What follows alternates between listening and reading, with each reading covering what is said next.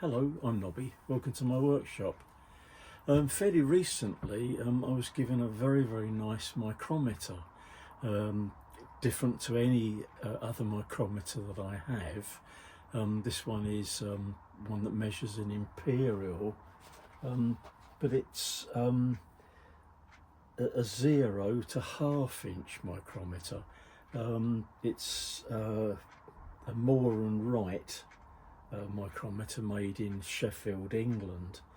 Now I'll bring the camera in a little bit closer so you can see it in a little bit more detail, but this is a very nice object, and it's something that I don't have one of these already. So bear with me just a second and I'll bring the camera a little bit closer.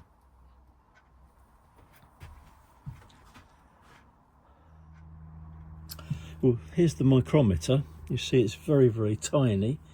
You see against the size of my hand compared to the regular 0 to 1 inch micrometer. And you see it's manufactured by Wright in Sheffield, England. Commonly on a lot of micrometers, on one side it will have a scale giving you sort of fractions to decimal.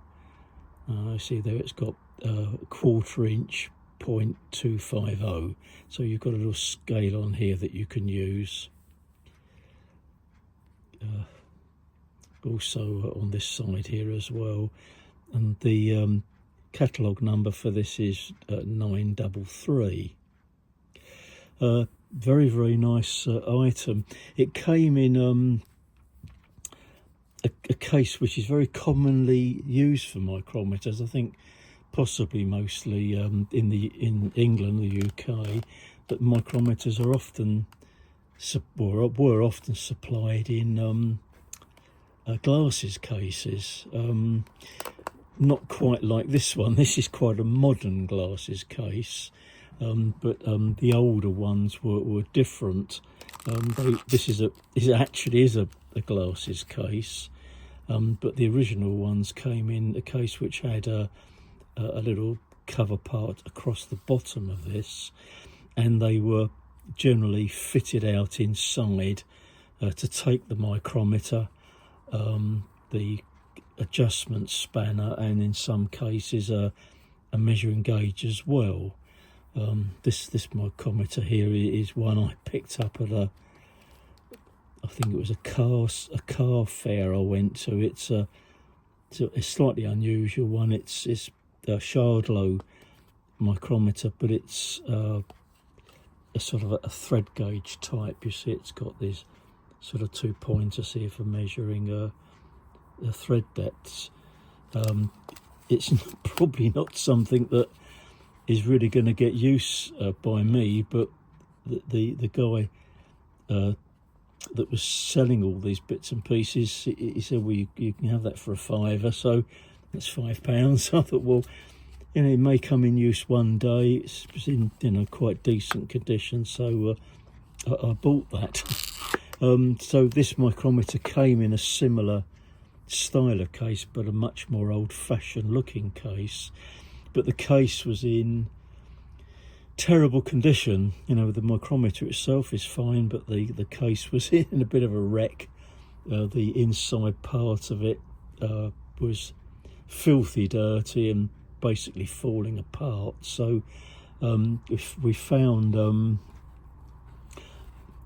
really a more modern style of glasses case here, and I just put some sort of plastic foam material inside it to house the micrometer in here, and cut a little slot in here for the spanner. The spanner had some bits of rust on it, which I just gently cleaned up with a piece of Scotch-Brite, just to sort of clean it up a bit, and that can just be stored in the slot there. There was no standard with this for me to check it by, as there is with some of my micrometers. Now I have another Wright micrometer here. This is one of the earliest micrometers that I bought. Probably owned I think the second micrometer that I actually purchased. This I bought second hand. This one came in a very nice wooden box. It came with the spanner, the adjustment spanner, also a 1-inch standard. This one also has the ball attachment as well. The ball attachment can be fitted on this anvil on that side. If I can get that to go on, that pushes on there, and it has a sort of a ball bearing in here, which means that you can measure the thickness of tubing. The ball obviously will go on the inside of the tube, and the anvil part here will measure on the outside. So that's sort of quite a useful accessory to have with it. And when you make measurements, you just have to make allowance for the ball size itself. That's just was wrapped in a little piece of rust prevention paper. So that came in this nice wooden box. So you see the comparison in size between these. Now, I've been able to sort of check this, and fortunately I've got a set of slip gauges. So here, if I take, this is a 1/4-inch slip gauge. So if I tested it first, I think with this one, just run that in.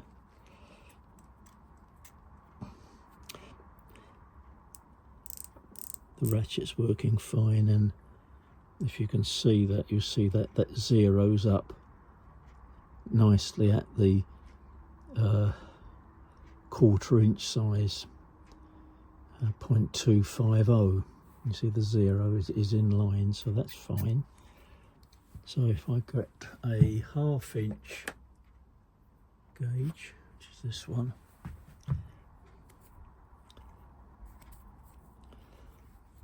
clean up, it's all quite oily. I try to keep my slip gauges nicely oiled so that there's no danger in this horrible damp workshop that they're going to get any rust on them. But we'll wind that out.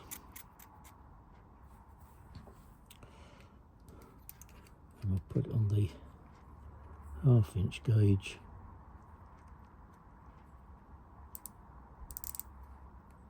Oops.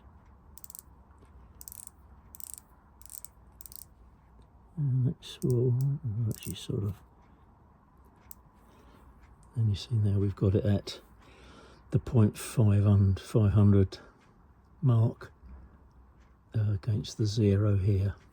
So I'm sort of quite happy that that's, is going to be accurate enough for me. The only thing I did find, this, I don't know, this may have been stored for a long time, is that as I run this along nearer to the 1/4-inch position, it is a little bit stiff. Still quite usable, but what I thought I would try and do is just clean the thread inside here to make it run perhaps a little bit more smoothly. It's getting down here, but this part here, it's getting a little bit on the tight side. So I thought I'd perhaps have a go at doing that. To get to that, I've never cleaned a micrometer before. I don't really want to take the ratchet seems to work okay. I don't want to interfere with that, but generally, from what I've gathered by looking at YouTube videos of people refurbishing and cleaning micrometers, that if we wind this right out, we can wind the thread part right out here and remove that. So what I'm going to attempt to do is just try and clean inside that thread a bit, and the part that I can get to here, down here it does look quite clean, but I'll try and give this all a little bit of a clean up and perhaps use a cotton bud to get down inside the thread here as well. So bear with me, and we'll have an attempt at doing this. Okay, I'm not absolutely sure what the best medium is to try and clean this, but I'm going to use isopropyl alcohol. I don't know if you see that there, IPA. I think the good thing about this is that it does sort of evaporate quite quickly as well. So I think we'll give this a try. So if I sort of gently clean all round here, at least I know that it will, eventually just sort of evaporate completely. So I'll clean around that part of the thimble there. And actually, you see some dirt on there already. There's obviously just a bit grubby inside there. And I'll clean the shaft part there. I mean, both ends of the anvil do look nice and clean.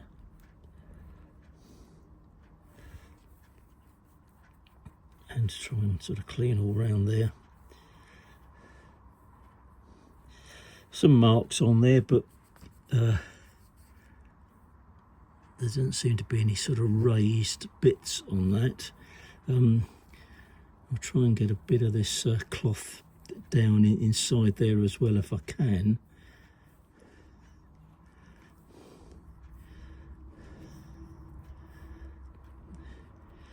Just try and slide that down.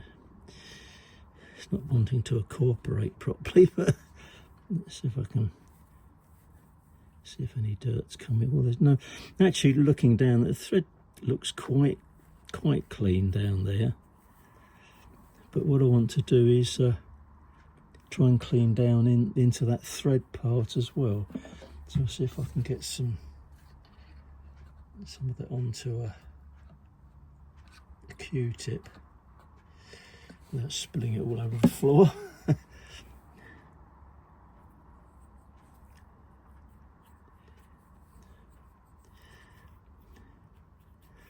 You can see it is quite dirty. I don't know if that is a sort of a sign of a bit of corrosion down there or not. I don't know, but as I say, it's possible this may not have been used for quite a long time. Let's use a clean end of this as well.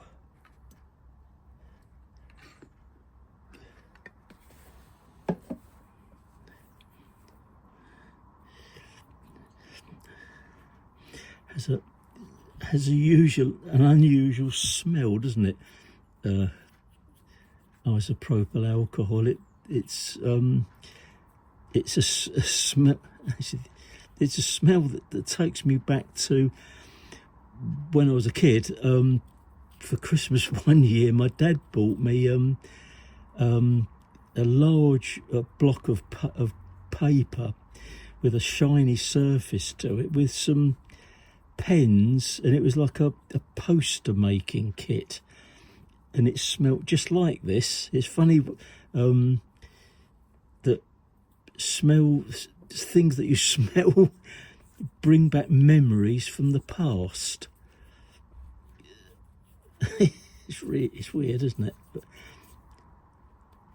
But it's taking something off the inside there, because you can see the sort of, well, if you can see the sort of grubbiness at the end of the Q-tip there. So that may have done it. I guess what it will need is a tiny bit of very, very light oil on this. But I think what I'll try first is screwing that back in again and see if I can feel any difference. The sort of outer end did seem okay anyway, but so I suppose it's a possibility that somebody having one of these so very small use it for very, very small diameter measurements anyway. Actually, that is running in now a lot more smoothly than it did before. So there may have, it's possible there may have just been a tiny bit of grit in that thread on the inside that was causing the problem. Let's take it out again. What I'm going to do is go down there again. Get some alcohol on there, and we'll run that down.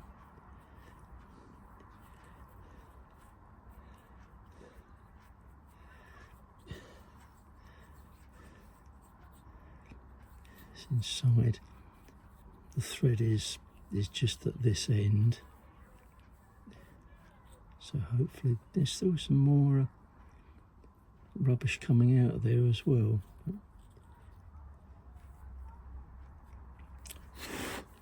Hopefully that will do it.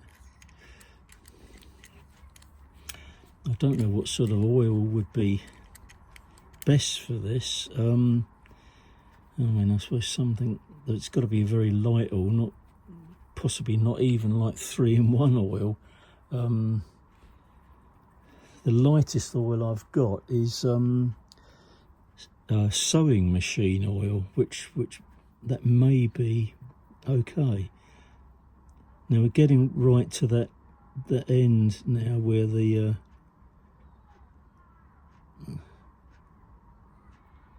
plunger and anvil are coming together, and they're coming together on the 0 position, and this part I'm not feeling any sort of resistance there now.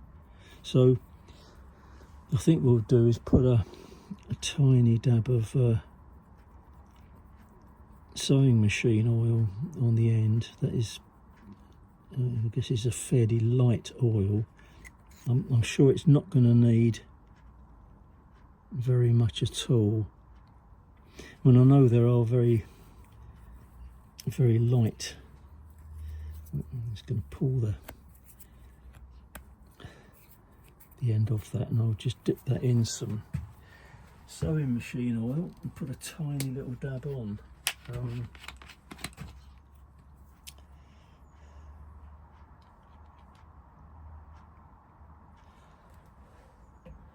I don't really think it's going to need a great deal at all. Just a tiny little bit on that thread.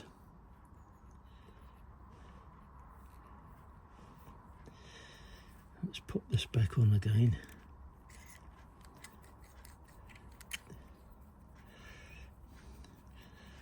It's running quite nicely now.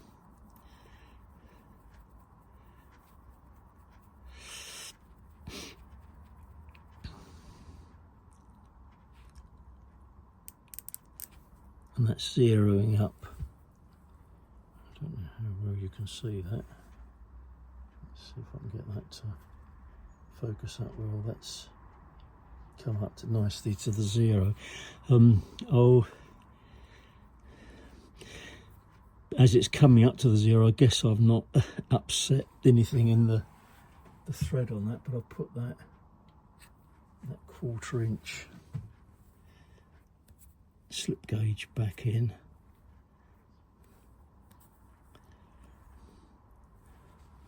And we'll test that out.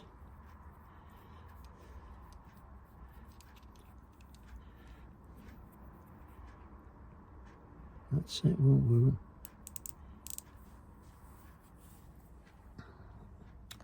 and you see we're up to the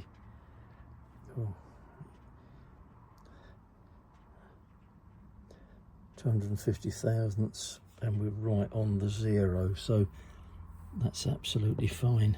Let's put you over there out of the way. So I think that's just made it a little bit more usable. Not that I couldn't have used it as it was, but I think that's now is running beautifully smoothly now. and that this section here, which had that graunch to it, and also it's not making the squeaking noise that it made as I ran it out to the 1/2 inch position. So that's lovely. I think that's going to be absolutely fine. Just going to put the lid back on the oil. It'd be fatal if I drop that, wouldn't it? And also so I don't evaporate all the alcohol as well. But I think that's going to be fine. Just give a final bit of a wipe over. The knurling there looks all right. I mean, what I can do is very gently clean that with a very, very soft brass brush. I've got some of these. I know you can buy almost anywhere brass brushes to clean up things in the workshop. The brushes that I buy are not not sold or designed to be used for things like this. The brushes I buy are the very, very soft brass brushes that you clean suede shoes with. I don't know if people wear real suede shoes anymore, but there's a very, very old-fashioned type of brass brush, and they are still available. You generally can buy them from, sometimes if you can find a sort of an old-fashioned shoe shop, you can often buy them there. There used to be a very, very old shoe shop near to where I live now that have been in business with one family for well over 100 years, but sadly that's gone now. So they used to have them in there, generally on a wooden handle, but they're very, very soft, and being genuine brass bristles are not going to do any damage. So I might have a go at that, but I'm not sort of worried about that part at all. So I think that's going to be very nice now. Looking forward to using this.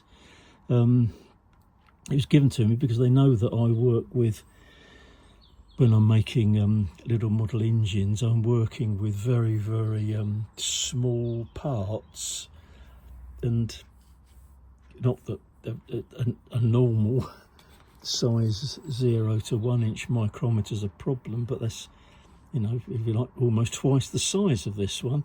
So this is going to be very handy for that sort of work. It's a little bit more difficult to hold possibly, but I'm going to really enjoy using this. So thank you very much to the friend that gave me this. It's a perfect thing.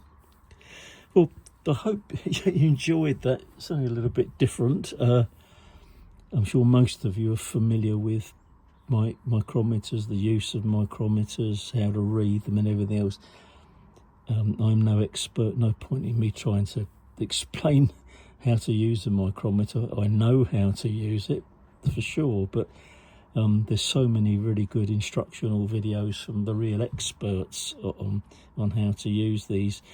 One thing that I would mention, I'm sure most of you know this anyway, is that when you put a micrometer away, never put it away with the measuring shaft and the anvil touching, because if you're in a condition where the workshop gets hot and cold, there's a danger that the metal here may shift and actually damage these parts with them parting or coming closer together, expanding, contracting. So when you put it away, always make sure that there is a gap here, always.